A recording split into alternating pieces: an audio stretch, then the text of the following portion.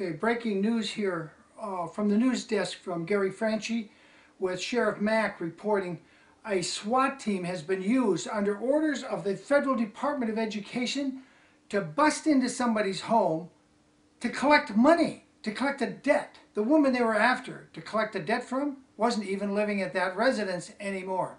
Question is this right? Gary Franchi, tell us more.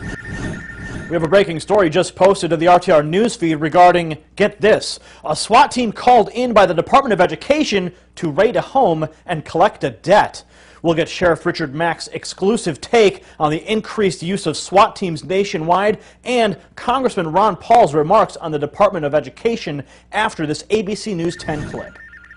This is what they did to my door. At 6 this morning, a SWAT team surprised Kenneth Wright at his front door. In my underwear. Before I get to the door, I hear him say, hit it.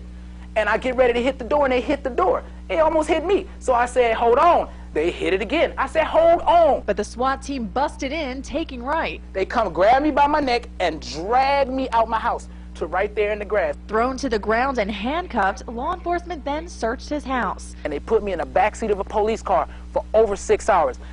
From 6 o'clock to 12:30, they had me handcuffed in the back of a police car with nothing on but my ripped up underwear that they ripped in the yard. Wright says they also woke his 3 children, holding them for 2 hours, but they failed to find their quarry, Wright's estranged wife. Wright later complained to Stockton's mayor and police, but the city pointed to the U.S. Department of Education. They say you owe a student loan and you gotta pay it. I just had my door kicked in because of this. With the help of the Stockton Police Department, News 10 was able to contact one of the federal agents who was at the search this morning, who gave us a Washington, D.C. number for the Office of the Inspector General, who confirmed it was the Department of Education who conducted the search, but they can't discuss anything in the case until it's closed, not even if it's policy to break in and handcuff people who default on student loans. They put this here and they said, we fixed the hole. The hole is the least of my worry. Wright says all he wants is an apology and a new door, and he has this warning to former students that the federal government's coming to collect in a big way. People that have student loans out there or people that owe money, please pay your bills, take care of your credit. If you don't believe me, this could be you one morning, 6 o'clock in the morning. In Stockton, Lee Painter, News 10.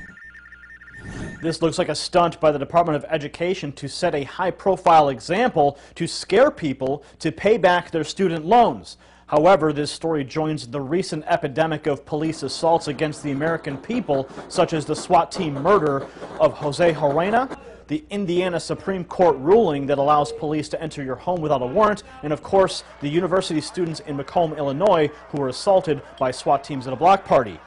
Here now to tell you why we are seeing a rise in SWAT team raids is former Arizona Sheriff Richard Mack. I think what we have here, if you look at what has happened with SWAT teams nationwide, first of all, they're way overused. And now police departments and sheriff's offices across the country want to attempt to justify all the expense of having officers trained and all the equipment necessary for SWAT teams, so they have to justify all that expense by using them more frequently. And what has happened historically is that they go on calls where they are not needed, and calls that could be easily handled by a couple of patrol officers. Given the state of the economy, many people are unable to pay back their student loans.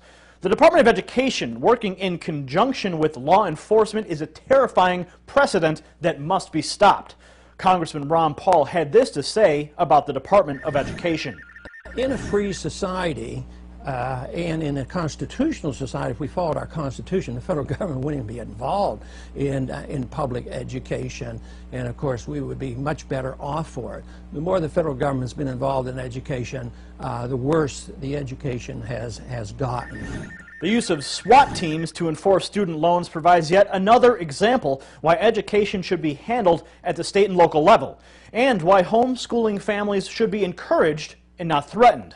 What happened here is an absurd abuse of power from the federal level and should not be tolerated by a free people.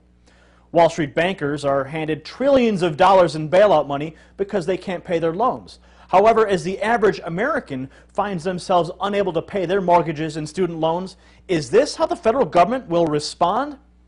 Bailouts for bankers and SWAT teams for the people. At this rate, it will not be long before the federal government triggers an open revolution. For the Reality Report from RTR Studios, I'm Gary Franchi. Well, that's a report from Sheriff Mack and Gary Franchi. I'm William Wagner for On Second Thought. Hoping this gave you second thoughts about the government you thought was under control with the Democrats in the presidency and the Republicans out. It doesn't make any difference. We need Ron Paul in the presidency, and we need 435 more Ron Pauls. I'm William Wagner for On Second Thought, hoping I've given you. See you.